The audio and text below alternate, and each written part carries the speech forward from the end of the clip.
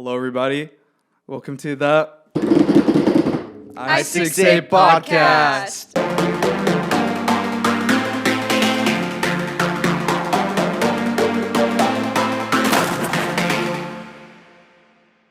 All right, here's the reveal. We have the new room, and I decided to bring on David and Angelica for this episode. And today we're going to be talking about working together in ministries. So I think it's a very important topic because I feel like there's a lot of young people who want to get involved in ministry, but they actually haven't taken the step to be involved, to do something for the church. And I think it's important for us to talk about this. So first question is, what are some of the ministries you guys have been in, and also how young were you when you started? Okay, ushers. I think I was about 14 when I started doing ushers. I think the biggest reason I got into ushers was because one of the leaders came up to me and was like, "Hey, David, I see you're not doing anything. You want to join the ushers team?" Sure. Me being a young guy and just, seeing that the church has like an organization and everybody's trying to do something and there's like productivity going on. Of course I wanted to try out this new ministry.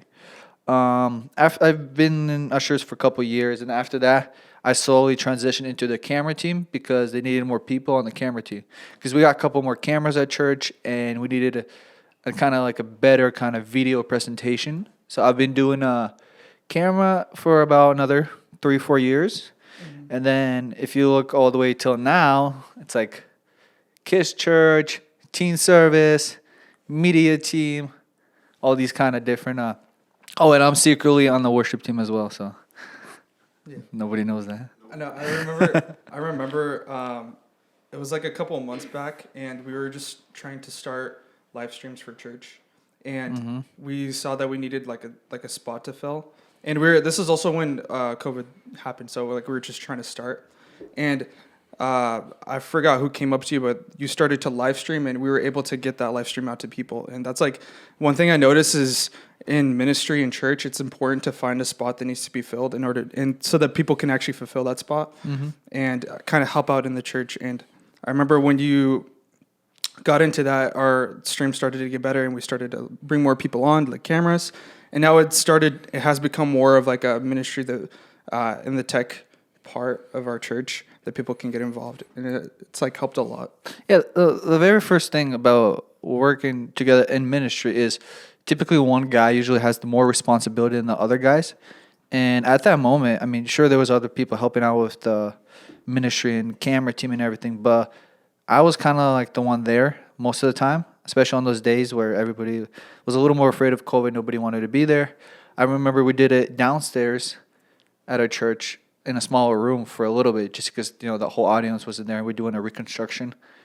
It was pretty bad because everybody was staring at me while we were supposed to start at a certain time, but we didn't because I was still figuring out things because I was new at this ministry.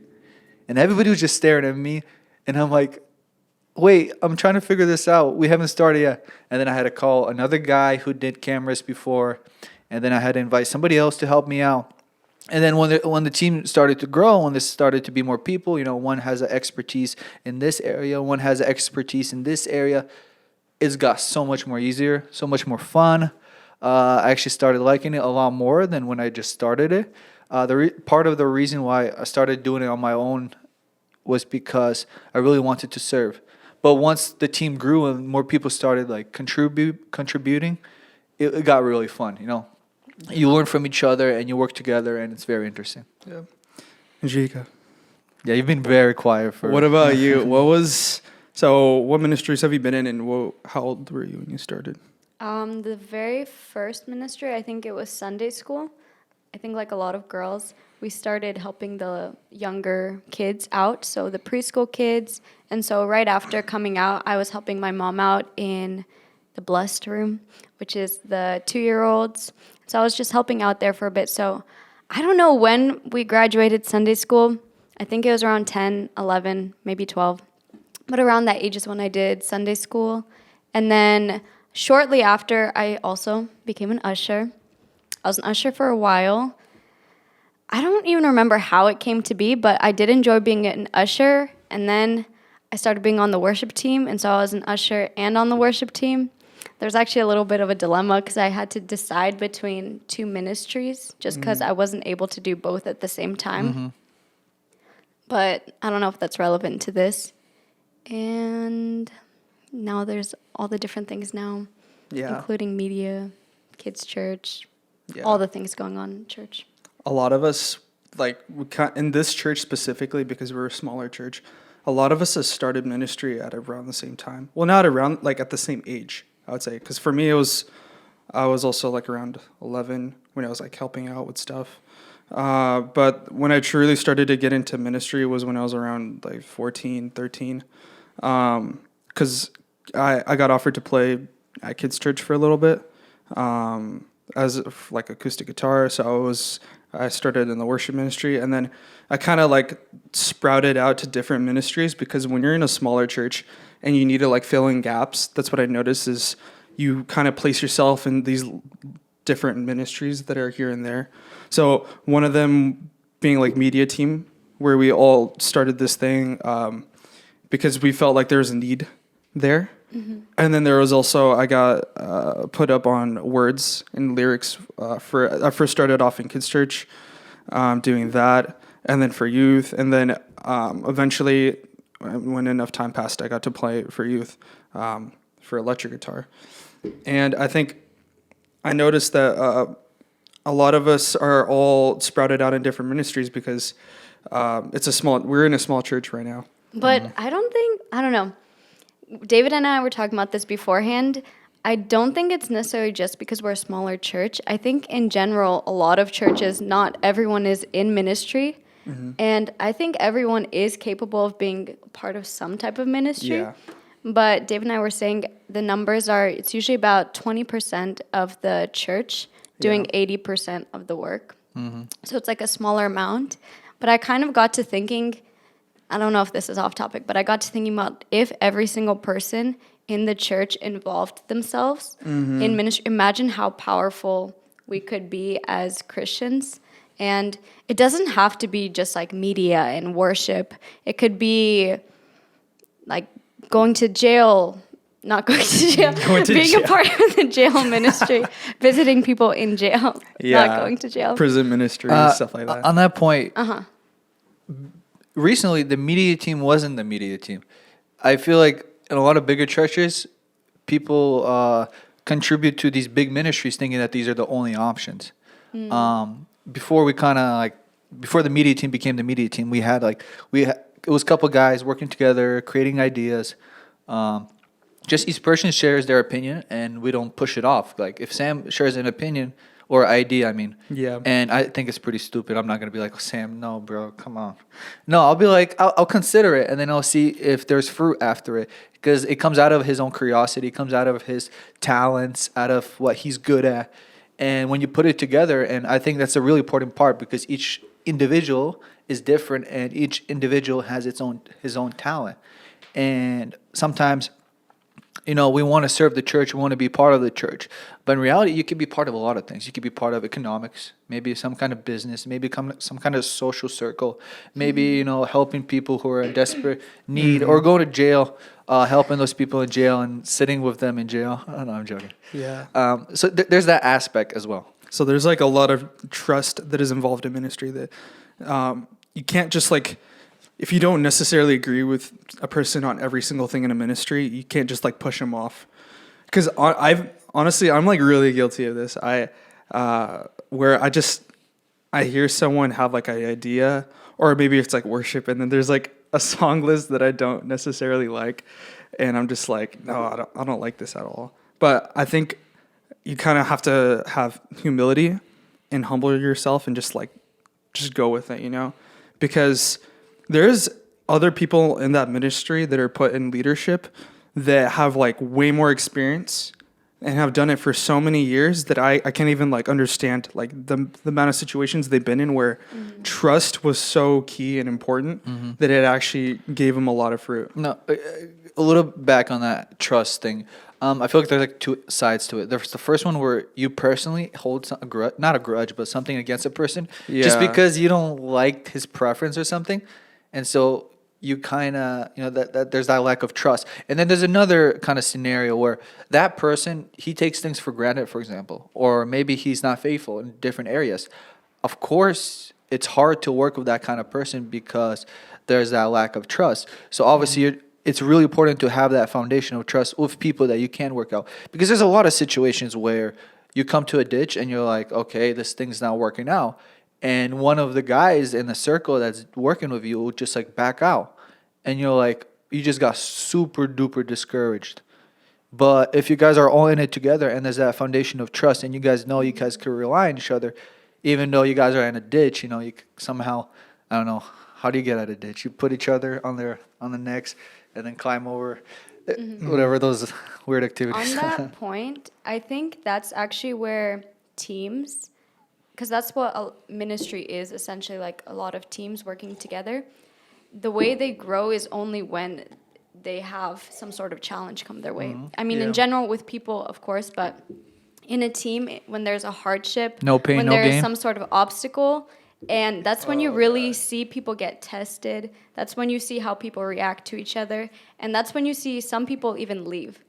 And it can be really difficult, but as we are in ministry, we're called to stay loyal. We're called to continue to work through. That kind of even like relates to this ministry per se, because we started off, and I wanted to leave so bad. I mean, I think honestly, a lot of us. You guys tell me. Did you want to? I mean, it was like really tough at times because like, man, I got a lot of criticism doing a lot of this stuff. For example, I don't know if I'm allowed to mention this, but we had a lot of like podcasts that we did before we did our actual first episode, and they didn't turn out. I thought they turned out well, but some leadership said that it was not good. But it's a good thing. It's a good. really That's what I'm thing. saying. I mean, at the moment, you feel like, okay, I don't want to do this anymore. But in reality, by overcoming that difficult situation, we get way better at it. And another thing is, sometimes I think in the moment when someone critiques you, you get kind of angry, Defensive. and Bitter, very bitter. defensive. But then later on, you see their point of Yeah, view, because exactly. they're leaders for a reason. They have a different source of maturity. They have more experience, and so I think a lot of times when we've had these experiences, later we see, oh, they were right. And it's good that they said something, because if we did go on with this, or if we did post that, then what would the outcome be? That totally works out with working together because, let's say me and Sam are working together. I'm typically older, and I typically have a You're little typically more. older? Like I'm older, and I have more experience in certain areas. But I mean, of course, I might not be as good as Sam in some areas. But because I'm older, because I have more experience, I might tell him something, and instead of just being bitter and defendful, he would look and be like, okay, maybe I don't understand at the moment, but he has more experience. And that's really important when working together, because there's always going to be someone that's a little bit ahead of the other guy. Even though we should treat each other equally, there's always going to be someone that's like a step or two farther than the other guy. And we Yeah. just learn from each other. We build each other up that way. Yeah. So, yeah. I had to really put a lot of trust in you because you had a lot of ideas. Wow. Because That just sounds so... there was just so many ideas where I'm like, dude, this is crazy. Like, you wanted to build a table. Oh, yeah. We all doubted David. I'm like, dude, how are you gonna build a table? And we literally have a table right here. So there's instances where I'm just like, man, if you want to do it, just go for it. I don't know.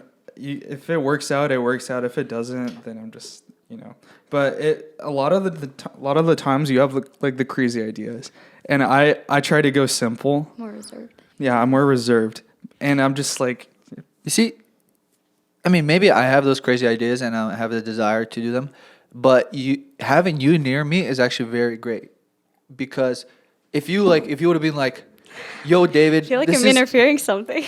no, you're no. Okay, Just wait. My point Just is, wait. if Sam is like, "Hey, David, I think your idea to build a table is pretty stupid," I'll get super discouraged and I'll be like, "You know what? I don't care. I'm done with this. I'm okay. Who cares?"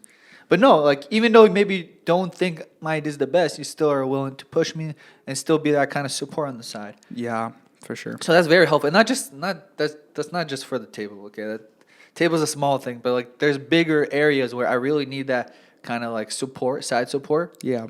And I mean, in general, in a team, we're there to Oh, yeah. support each other. If you like drop somebody, obviously they're not going to be able to make it. Exactly. Yeah. For sure. I actually wanted to go into a different part of this conversation about working together in ministries, and it's about communication. And I will say that when we started this thing, our communication was like terrible. Like it was so bad.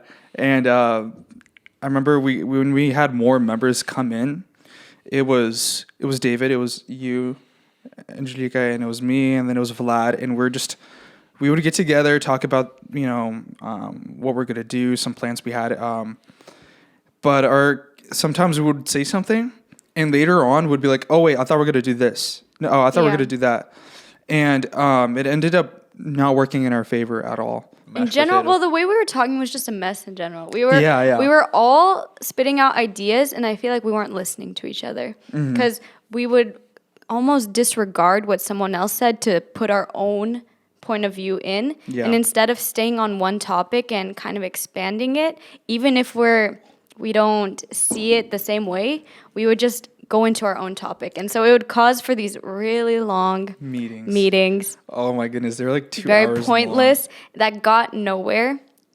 Truth And is, then- secretly, I like them. Sometimes they're Of really course you funny. did. We're just like messing around, but For you guys. But it was like such a waste of time. Yeah. And if we would have learned communication earlier, it would have helped. But in any ministry that you start off in, that you're trying to grow, you're gonna have that communication struggle. And I remember when it was recognized, the media team. As a legit, recognized because it wasn't recognized before. We had older leaders come up and be like, "Okay, we're gonna help you guys out because there's like this thing that you're struggling with. There's this kind of communication that you're struggling with.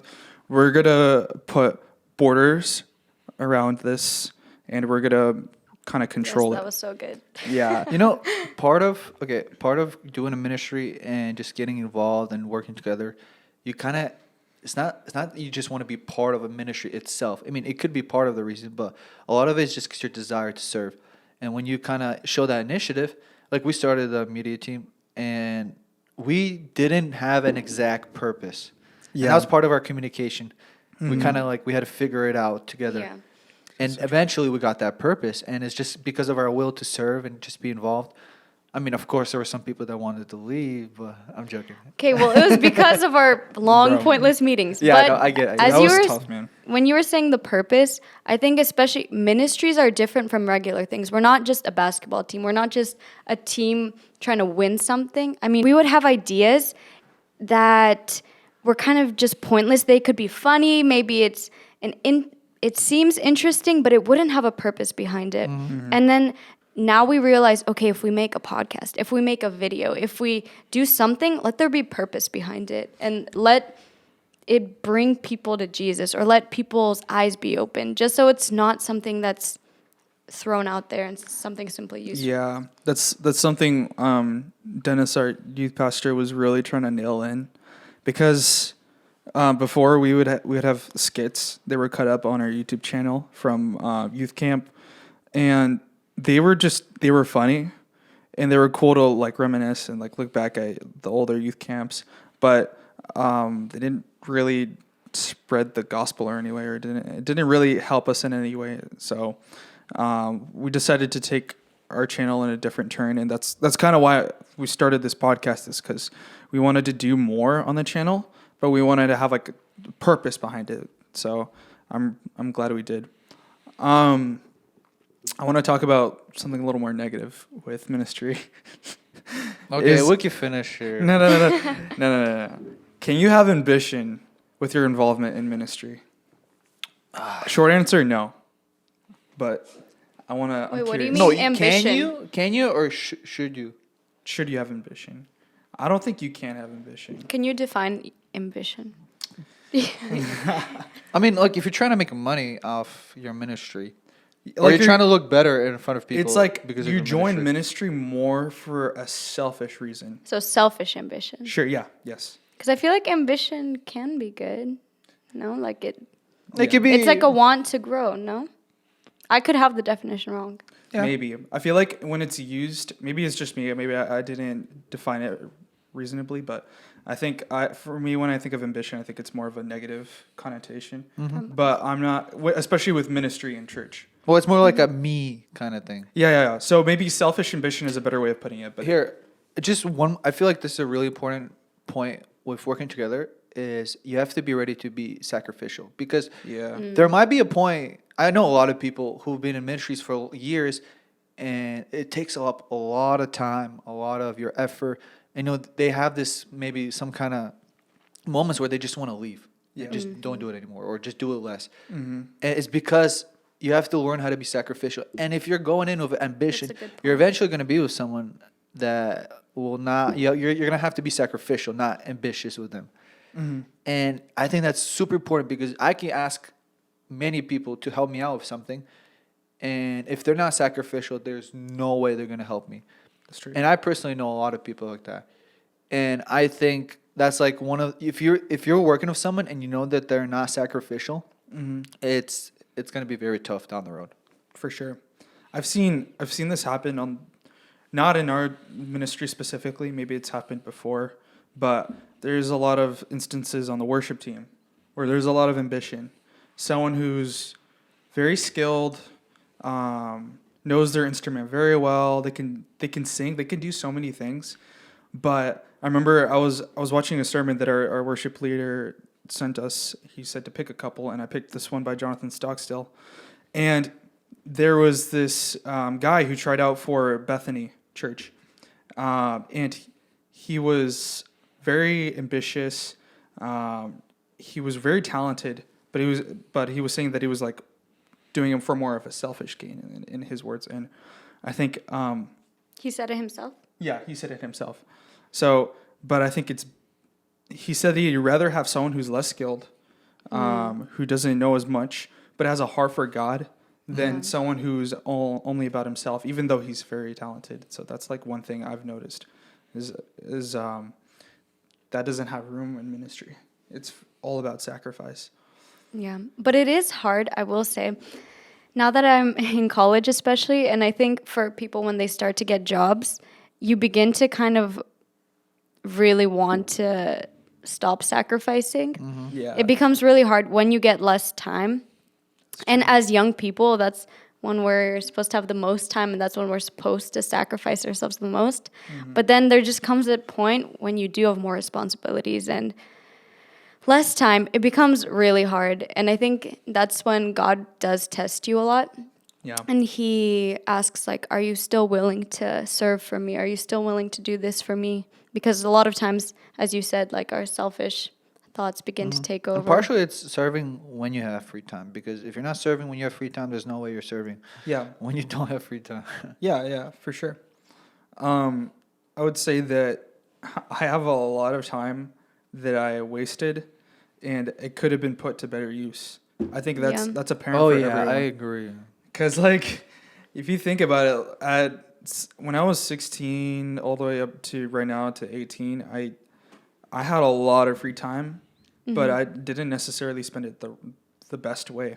And I shouldn't really have an excuse for the way I spent my time.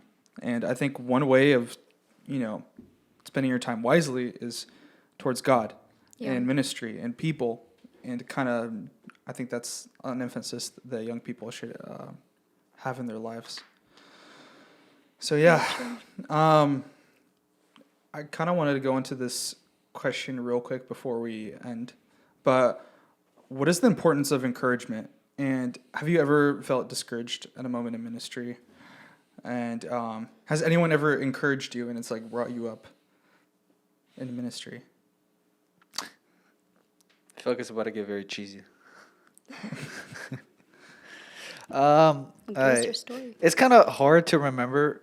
You kind of remember the feeling, not necessarily the moment, and the person who kind of kind of encouraged you. If I'm trying to remember, I remember maybe at the very beginning of the media team, we were doing our very first video, our COVID video, COVID video, and I mean we were doing it, and then some people are like, "Is there a purpose to this?" Some people are like, "You're wasting your time. It's not gonna work out good." And then obviously this guy on the side is like, "You know what? Since we started it, let's finish it." You know, like it's probably gonna work out. Let's first make it, and actually it'll probably work out good. And it's like this very silent encouragement, but he was there, and you know, like I said in the beginning, if he wasn't there to encourage me, I wouldn't have been able to complete it or succeed in it. Yeah, for sure. So yeah, so it's that very kind of encouragement, trust, respect. You know, the I don't care attitude shouldn't be there. Yeah, for sure. And sacrifice. Those are the main things for working together. Chico, what about you? Definitely had times of discouragement in a lot of places. I think especially in worship team, just because we're humans and we mess up. And especially Yeah. when it's about your abilities, it can be hard. And when you do mess up, you kind of just want to drop out. Like so many, You could get Noah can self-conscious. attest. I've asked so many times to be like, okay, I don't want to do this anymore. I don't think I can do this anymore because I get so embarrassed of messing up. But him as a leader, he did use that time to encourage. And I do think that really helped because he wouldn't just say like, come on, just like do it. He said, no, God has put this in your life for a reason. There's a purpose for this. And when people do give encouragement, I think it really does help you. I know a lot of times when people have come up, even recently, I was just feeling sad and stressed, but someone comes, I think God sent them, but it was our previous youth pastor, but he was just saying like, you know, praise God for you, praise God for what he's done.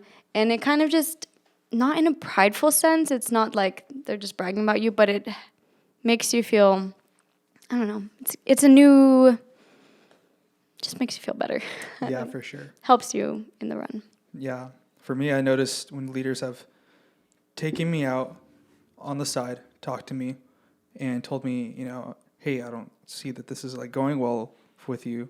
And they actually talk to me about it and they uplift me, and it really helps me out. And I think for us, it's going to be our job to go to the younger people and to uplift them in their time of struggle in ministry. So guys, I'll talk to you after this, encourage you. guys, we're going to have to wrap up this episode, but it's been great. And I'm really happy about this new setup. I'm so excited. And I'm really happy about the next couple of episodes we're going to do. And yeah. All right. Goodbye. Thank Like you. and subscribe.